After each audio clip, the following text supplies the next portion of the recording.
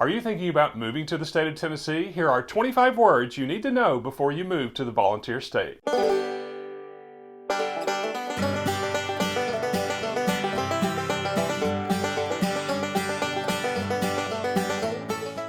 Now you may be familiar with some of these words, perhaps you've heard them on television shows or on social media, perhaps you've even used them yourselves, but I bet you there's a few words that you've never heard of. So let's get started. Number 25, cathead. Now when you're in the state of Tennessee and you hear somebody say, well, I want a cathead and I want to put some butter on it and some jelly or maybe some sausage gravy, don't get upset, they're not talking about a pet, they're actually talking about a rather large biscuit. Now biscuits are primarily served at breakfast, but theoretically you could have biscuits throughout the day. In fact, I like cold biscuits with pimento cheese. Number 24, yonder. Now yonder is an old English word and a lot of people don't use it these days, but we do in the state of Tennessee. Yonder basically means over there. Johnny hit the ball. Where is it? It's over yonder. Where? It's way over there. Number 23, y'all. Now y'all is heard throughout the South, but here in the state of Tennessee we like to pepper it in most of our sentences.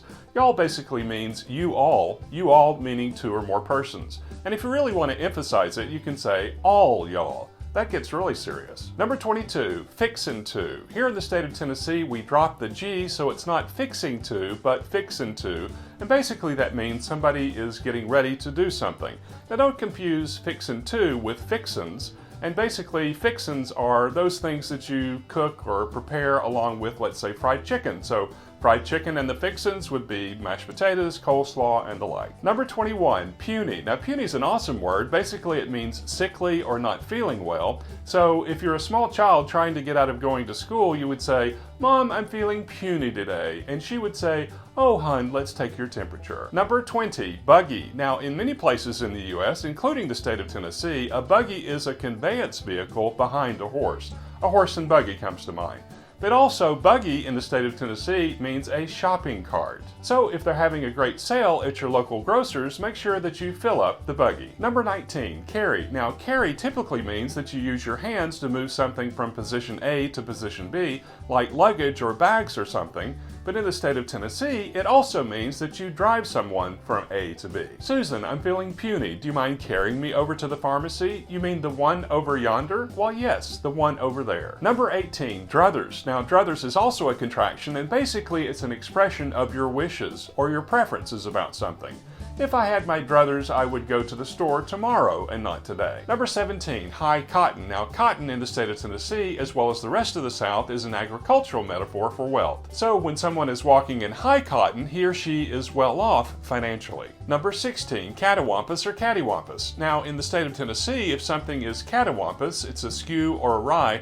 Somehow it's not quite right, perhaps it's even diagonal. John, raise the 2x4 on the left, it's not level, it's cattywampus. Number 15, piddlin. Now in the state of Tennessee, we drop the G, so it's piddlin and not piddling, and basically when someone is piddlin, they're doing small tasks or perhaps wasting time. June, stop piddling around, you've got work to do. Number 14, doohickey. In the state of Tennessee, a doohickey is a thingamajig, a thingamabob, or a what's it. Number 13, plum. Now in the state of Tennessee, plum can refer to the fruit or attest to see if something like a wall is vertical, but it also can be used as an adjective to mean completely or totally. For example, Tom is plumb out of his mind, or Sue is plumb tuckered out. Number 12, hissy or hissy fit, which is basically a tantrum. I'm fixing to have a hissy fit if you don't stop playing with that doohickey. Number 11, poke. Now you can poke someone with your finger or perhaps a stick, but a poke in Tennessee can also be a sack. So when someone buys a pig in a poke, he or she has made a decision without proper investigation or without considering the consequences. Number 10, play pretties or play purdies. This was my late paternal grandmother's favorite term for toys. Number 9, ugly. Now in the state of Tennessee, ugly does not merely refer to the way someone looks on the outside, but can refer to the way someone looks on the inside. So if someone's not being nice or they're being hateful, they may be called ugly. Roger, stop being ugly. Share your play purdies with your sister. Number 8, tore up. In the state of Tennessee, tore up can refer to something that has been literally ripped to shreds, or it can refer to someone who is very angry or upset over something. After she called him ugly, things got out of hand because he was tore up over the comment. Number 7, playing possum. In the state of Tennessee, playing possum means pretending to be asleep. Kids, get up, it's time to go to church, stop playing possum. Number 6, sugar. In the state of Tennessee, sugar refers not only to the sweetener, but also to a kiss. So if your great aunt or your grandmother asks you for some sugar, they're not asking for the sugar bowl so that they can sweeten their tea, rather they're asking for a peck on the cheek. Number 5, crick. In the state of Tennessee, crick refers to a creek. Let's go fishing in the crick this afternoon. Which one? The one that's over yonder. Number 4, tea. In the state of Tennessee, as in the rest of the South, tea comes sweetened and over ice. If you want hot tea or unsweetened tea, you'll have to ask. Number 3, Coke. Coke in the state of Tennessee, as in many places of the South, is a generic term for soda or pop. If you go to a restaurant and order a Coke, your waiter or waitress may ask you what kind. Number 2, ain't. Ain't is a great word, and in the state of Tennessee, we pepper every conversation with it.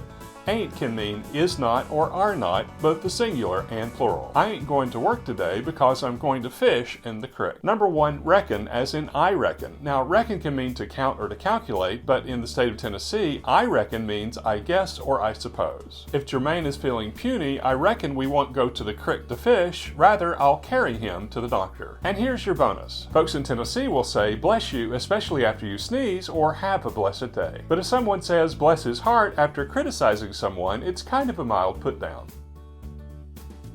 So here goes. Mary is plumb out of her mind. Yesterday she was supposed to carry me to the grocery store, but she plumb forgot the flour in the buggy. Of course, I didn't want to have a hissy fit about it, but I did want to make some cat heads, so I'm really tore up about it. I ain't got enough flour at home, and I don't want to be piddlin all day. I ain't walking in high cotton, but I may try that new store over yonder, but the kids are still playing possum. I don't want to be ugly, but she really should have gotten that flour as she promised, bless her heart. If you have some favorite Tennessee words and phrases, drop them in the comments below, and watch this video next.